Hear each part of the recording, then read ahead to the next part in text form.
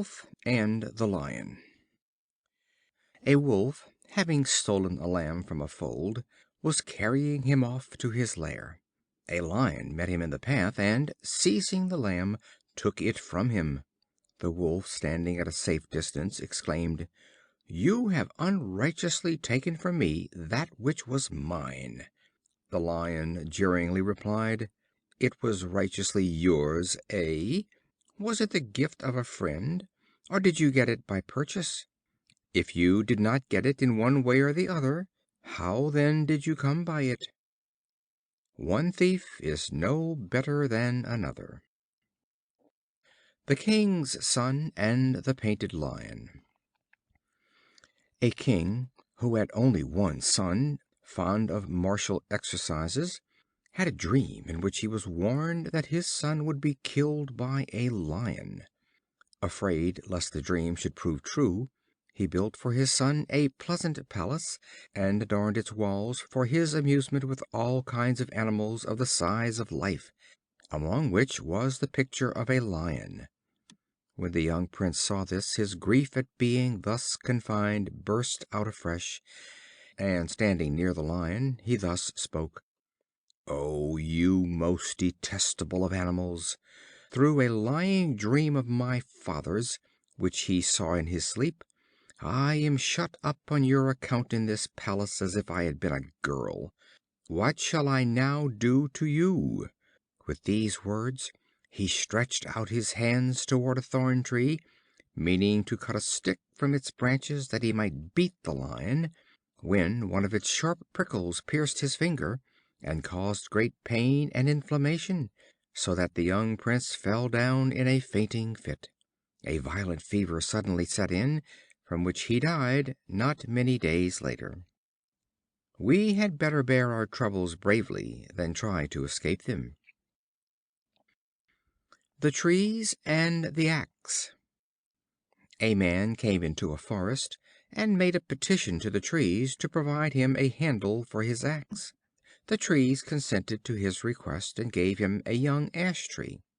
No sooner had the man fitted from it a new handle to his axe than he began to use it, and quickly felled with his strokes the noblest giants of the forest.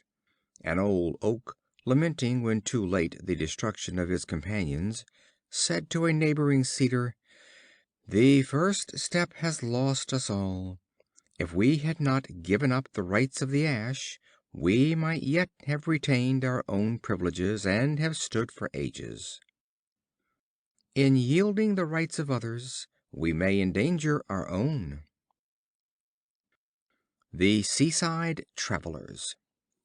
Some travelers, journeying along the seashore, climbed to the summit of a tall cliff, and from thence, looking over the sea, saw in the distance what they thought was a large ship, and waited in the hope of seeing it enter the harbor. But as the object on which they looked was driven by the wind nearer to the shore, they found that it could be at most a small boat, and not a ship. When, however, it reached the beach, they discovered that it was only a large faggot of sticks, and one of them said to his companions, "We have waited for no purpose, for after all there is nothing to see but a faggot." Our mere anticipations of life outrun its realities. The Seagull and the Kite.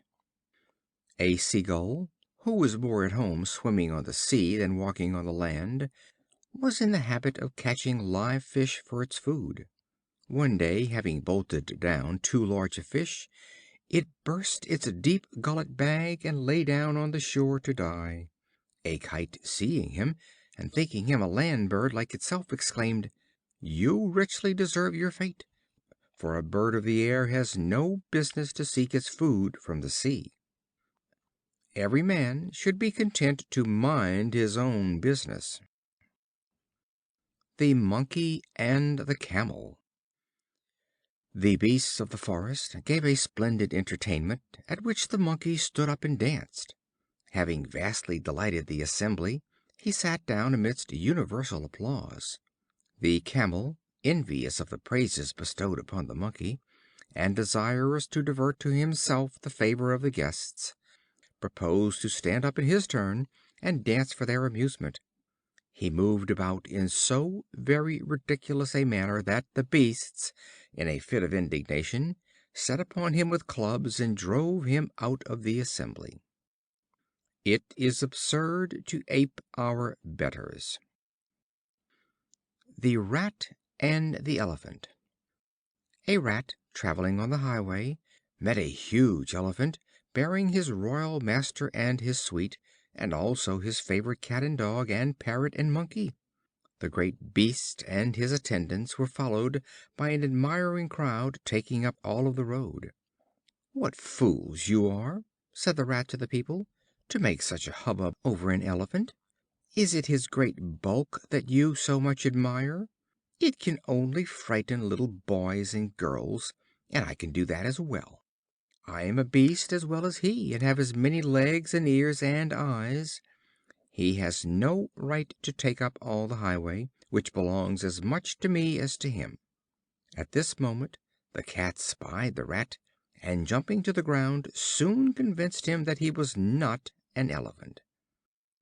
Because we are like the great in one respect, we must not think we are like them in all. The Fisherman Piping. A fisherman, skilled in music, took his flute and his nets to the seashore. Standing on a projecting rock, he played several tunes, in the hope that the fish, attracted by his melody, would of their own accord dance into his net, which he had placed below. At last, having long waited in vain, he laid aside his flute, and, casting his net into the sea, made an excellent haul. The Wolf and the House Dog. A Wolf, meeting with a big, well-fed mastiff, having a wooden collar about his neck, inquired of him who it was that fed him so well, and yet compelled him to drag that heavy log about wherever he went. "The master," he replied. Then said the Wolf, "May no friend of mine ever be in such a plight, for the weight of this chain is enough to spoil the appetite." Nothing can compensate us for the loss of our liberty. The Eagle and the Kite. An Eagle, overwhelmed with sorrow, sat upon the branches of a tree in company with a Kite. "Why," said the Kite, "do I see you with such a rueful look?" "I seek," she replied, "for a mate suitable for me, and am not able to find one." "Take me," returned the Kite. "I am much stronger than you are. Why, are you able to secure the means of living by your plunder? Well, I have often caught and carried away an ostrich in my talons." The Eagle, persuaded by these words, accepted him as her mate. Shortly after the nuptials, the Eagle said, "Fly off and bring me back the ostrich you promised me." The Kite, soaring aloft into the air, brought back the shabbiest possible mouse. "Is this," said the Eagle, "the faithful fulfillment of your promise to me?"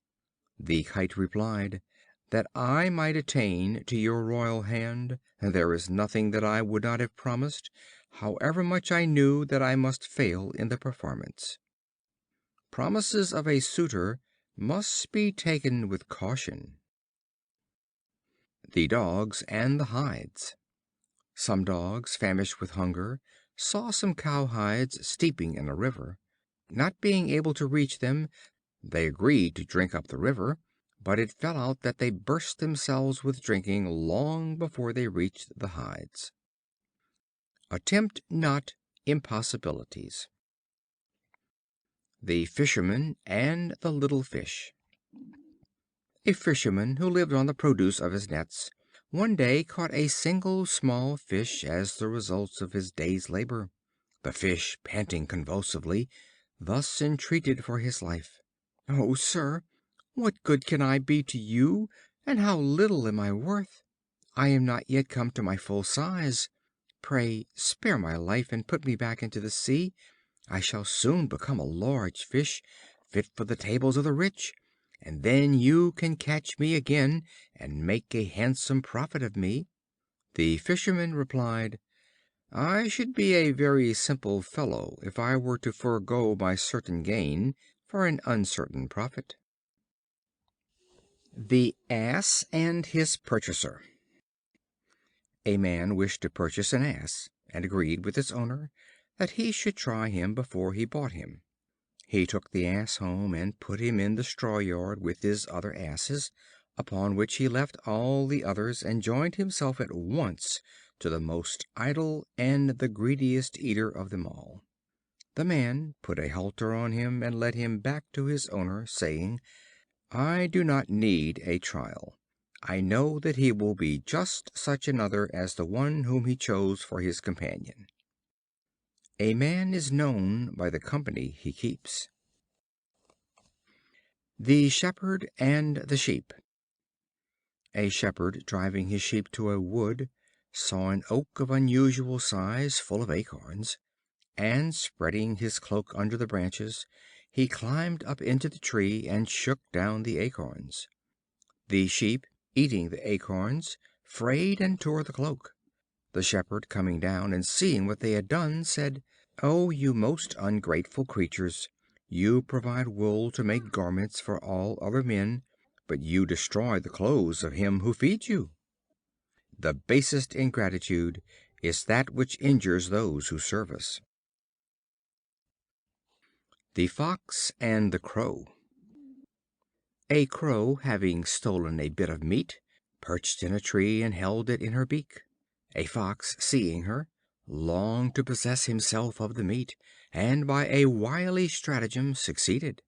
"How handsome is the Crow!" he exclaimed, "in the beauty of her shape and in the fairness of her complexion. Oh, if her voice were only equal to her beauty, she would deservedly be considered the queen of birds." This he said deceitfully, having greater admiration for the meat than for the Crow. But the Crow, all her vanity aroused by the cunning flattery, and anxious to refute the reflection cast upon her voice, set up a loud caw, and dropped the meat. The Fox quickly picked it up, and thus addressed the Crow: "My good Crow, your voice is right enough, but your wit is wanting. He who listens to flattery is not wise, for it has no good purpose." The Swallow and the Crow. The Swallow and the Crow had a contention about their plumage. The Crow put an end to the dispute by saying, "Your feathers are all very well in the spring, but mine protect me against the winter." Fine weather friends are not worth much. The Hen and the Golden Eggs. A cottager and his wife had a Hen which laid every day a golden egg.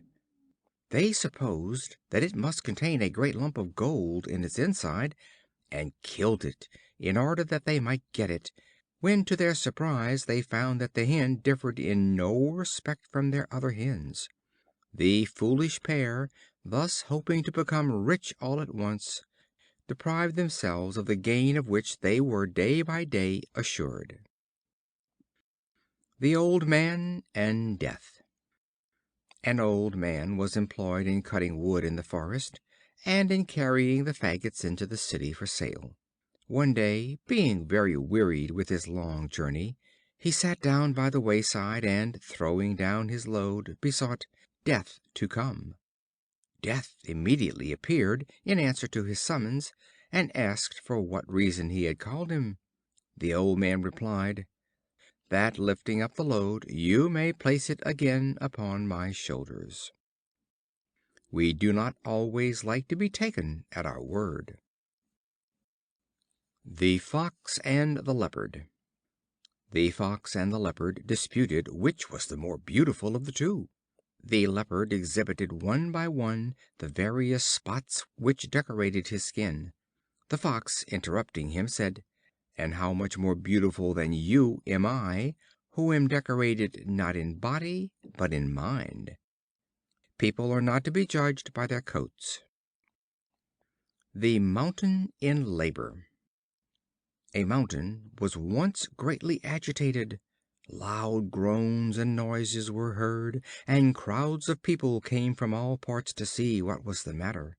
While they were assembled in anxious expectation of some terrible calamity, out came a Mouse. Don't make much ado about nothing.